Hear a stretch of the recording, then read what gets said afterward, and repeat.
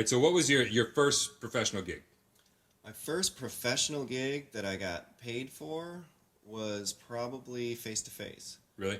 Yeah, that was my first real break out of, working at restaurants and other things. Like I got to finally just, this is what I do now. Right. Now, did you go to any type of music school? I get a lot of questions about should I go to music school, should I not? And it's a loaded question because for some people, yeah, and for some people, no. It just depends. It is a loaded question. I went to Musicians Institute, Okay. but back before, it was a different school back then. I was there 91 through 93. Okay. And it was before they turned it into like a college program where you had to go take other. So it was just a performing arts school. It was very focused and you were just kind of in and out.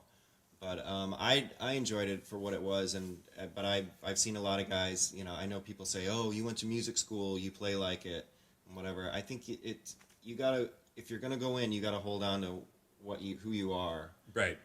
Take everything in, but keep your sense of self so you don't come out sounding like a cookie cutter of everybody that went through there. I think one of the best compliment I ever got from Trevor from Face to Face when we first started playing together. We were playing for about a month and something came up and he said, "Oh, you went to music school?" It's like I never would have guessed that. Just he's like, not in a bad way. He's like, but he's like, you don't play like you don't play stiff. You don't come out like you've been in school for 4 years. It helped me because I went for like 3 semesters and then I got a full-time gig in New Orleans for 3 years playing 5-6 nights a week, 5-10, sometimes 10 hours depending on if I was pulling a double. And so that was just like school for me. And when I went back, I actually was real pointed about what I wanted to learn. And I'd tell some teachers, like, I'll do it enough, but I'm not going to, that's not my bag. Like, I was real specific with what I wanted to learn. So kind of the same thing. I didn't feel sounding cookie cutterish. I came out because I'd been on the gig. Yeah. And I tell so many people, like, the importance of gigging while you're doing that and getting real life experience. Yeah. So how did you wind up with the Offspring? Offspring, I had left my previous band, Saves the Day, and I was kind of just laying low, trying to figure out what I wanted to do next. And I got a few calls from different people about a few different gigs, and one of them was a pretty well-known metal band, and I was like, oh, I'm gonna go do that. And then the more I thought about it, I kept getting calls for Offspring from some good friends of mine and the previous drummer Adam, and said, go check it out. They're great guys. And so I went down kind of sight unseen, played a few songs with them, and it just really clicked. And you've been with them how many years? This is starting my 9th year right now. Okay, wow. So you've been with them a while. Yeah. Favorite song to play live?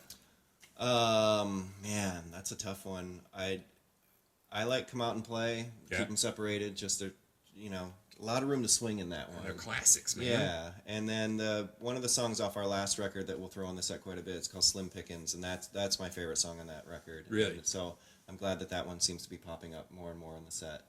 But I mean, they have so many hit songs that it's just kind of like it's like a victory march just moving down the set list some nights. Which is that must be horrible. It's horrible, but no, it's funny. It's like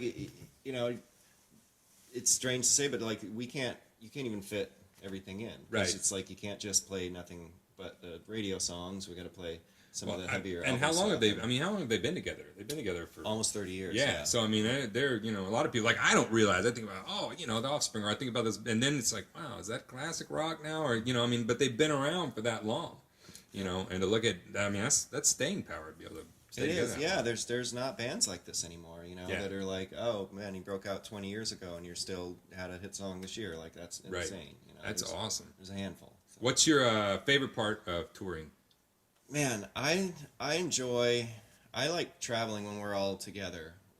Sometimes that's the most fun if we're taking a train through somewhere weird, or we're all on a bus and just kind of hanging out, talking about life. Everybody's married. We've all got kids, and so we can relate to it's not the fun rock and roll party that everyone thinks it is, but it's a lot of man time, just sitting and talking about life and how things are going. So I enjoy that. I mean, I love being on stage, and that's the hardest part is that you're on stage for 75 to 90 minutes. You have to fill the rest of the day, right? And that's you're away from home, you're missing your family, and and you've got 2 kids. 2 kids, yeah. 2 kids, yeah. That's what's funny. So many people don't realize. In the group I used to be in, we were all married, and we amongst the band we had like 4 kids, and so it was like we go out and it's not, we're getting done with the set and everybody's calling home to make sure, the kids get in bed. It's like, it's what you want to do, but it's not what everybody thinks you actually do. It's nothing like what they picture you do.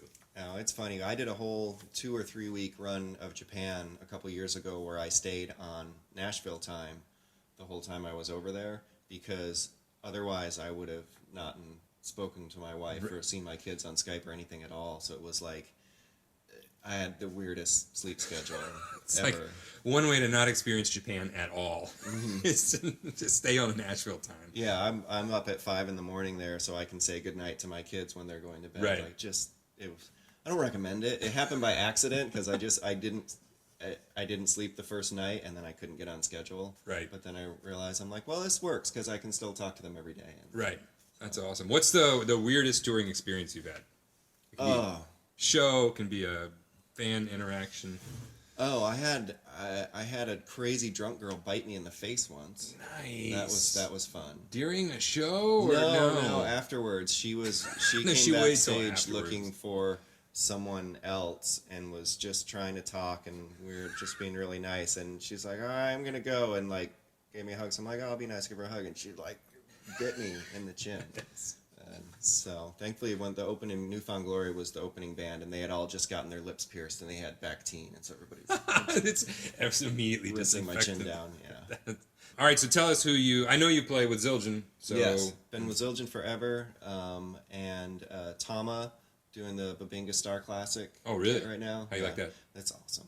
They're Really? so. I mean, we tried a couple different kits out. We had my singer Dexter and our sound guy and the production manager a few years ago, and they brought in 3 or 4 different kits, and we were checking them. We just went down hitting toms, and we got to the Babinga, and everybody just went, "That's it."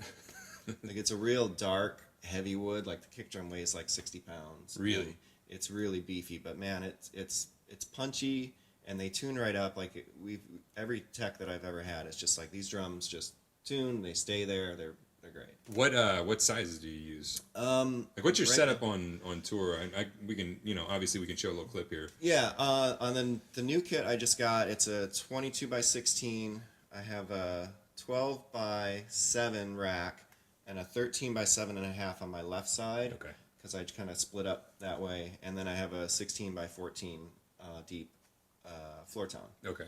And the snare is a Sound Lab Project G Maple, so it's a really thick maple shell with a ash veneer on the outside. It sounds amazing. It's a 13 by 7. Okay. Very cool. And how many cymbals do you have? I'm pretty basic. I have 13-inch Master Sound A custom hi-hats. Right. 2 19-inch A custom crashes. I think one is just called A custom crash, the other is a projection. Okay. And then a 20-inch A custom projection ride. Nice. Yeah, pretty simple. Pretty simple. Yeah. So who are you with?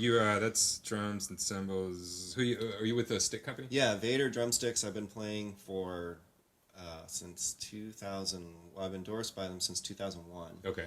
And I've been playing them for at least 20 years. I think Wow. I've been playing the same session model for almost the whole time. I switched to a different stick for a few years, and then it just felt top heavy, and I switched back. That's like me. I played Vic for 5A since my very first, my first teacher that I came in, and that was what he was. I was like snuck a peek. I was like, oh, and they must be the best because he plays them. Right. And so I've always, like, there was a year or two where I went to another stick, and then I hit one cymbal with a stick. I picked it up, and I hit one cymbal. I'm like, oh, come on. Uh-huh. And so, I mean, I love the other stick company, but I had to go with, what felt right. Yep. You got to go with what works. And what I like about him, I mean, we played hard. I'm hitting hard. We're fast tempos, a lot of cymbals, a lot of everything, and every snare drum I hit is a rim shot. Right. And I will go through maybe 3 sticks in one show. Right. Like, usually I'll just play the same pair for the entire show, which is great. 'Cause I see guys and they're going through like 10 pairs of sticks in an hour. I'm like, that's insane. So Right. they hold up really well, and they work for me. Remo Drumheads. Nice. How long have you been with them? I've been with Remo since probably 98. Yeah. Yeah. So, what, 17, 16, 7? I'm really good at math. About 17 years, yeah. I can count to 4, sometimes 6. That's what I always say. I'm like, I only have to count to 4. After that, you're on your own. So, Done with it. sometimes I count to 2 and then 4, but Putting those together, I get 6. yeah. But I never get to 6. It's just 1, 2, 1, 2, 3, 4. That's it. That's it. I'm a drummer. That's all I need. Yeah. Hey, thank you for having me. This is a lot of fun. Yeah. Thanks for, letting me know I could squat 2 of you. Well, we can find out right now. The cameras are on. Let's make this as awkward as possible for everyone involved. I like the way that you're shorter than I am, but you've positioned yourself to be very superior. Oh, it's just the hair. Ah, see, It's the hair, and that's where I'm missing it. I'm in a band where everyone else is 6'2" and above, so I need to. So you're compensating. I'm compensating a lot. I bet you wear those special, shoes that make you higher too, because I stand on that little. You're like, oh no, it's for my back. It's for my, 3 inches higher. Posturepedics. Posturepedics. Where's my apple crate? I need my Tom Cruise box. It was funny, the first photo shoot we did, because we're all 4 of us are standing there, and I'm just kind of looking up at everyone like, I didn't get the memo that this was 6 foot and above. And they're like, yeah, I guess you were sitting down for all the auditions, so. that's when I take a picture with my wife. I'm like, I'm really big, or you're just really. She comes up to exactly here on me, and weighs less than half than I do. So it's like, I just need to go run. Get thinner and shorter. Yes, make yourself shorter. I need bad posture. So. I have terrible posture, so I'm just. That's a shame, Nobody can be perfect. I know. Well, I play all hunched over. We both have the same sound effect. It's It's the international sound effect for drumming. hunched over drumming. Yes. But it feels right, It does. You gotta get into it. Body position has as much to do with it as anything else. I know. I can't just sit up. Can't make it feel good. Yeah. And what's the Chichester? Chichester? Chichester or Chichester? Chichester. Chichester. I'm gonna say it's Chichester. Okay. So if we average out what he was just saying, that he's got a set time of about 75 minutes. There we go. So if we Go again. do it and cut. That's how it goes, man. People take outtakes and they're all fun, and I'm always like self-loathing, like, God, I should be working at McDonald's. So let's average a couple numbers out. So let's average a couple numbers. It's not gonna work. I'm not gonna laugh. I'm not gonna do it this time. So let's average a couple. Sorry.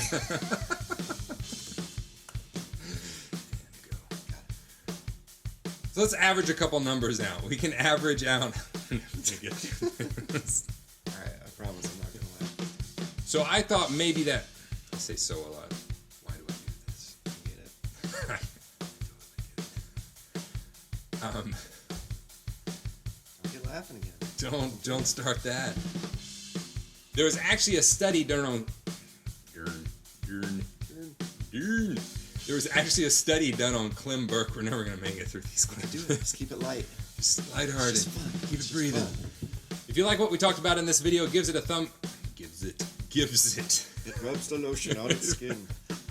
If you like what we talked about in this video, give it a thumbs up, share it with another drummer you think it could help. As well, go check out Pete's YouTube channel. We put all the links below. We've also got his Facebook, his Twitter, his Instagram. Go follow him. You'll get to see some cool show footage and kind of get a bird's eye view of what he gets to do every day, which is really cool stuff. As well, if you want to hang out, you can go jump over to Facebook, Twitter, Instagram, or here on YouTube. Hang out with me. Don't forget to sign up for the email list. The link is below. I put on all kinds of cool lesson goodies every week. If you're looking to get better at your drumming on a daily basis, jump over to the website, check out the program we have there. I guarantee it will help you improve on a daily basis. But no matter what you do, I will see you here in the next video.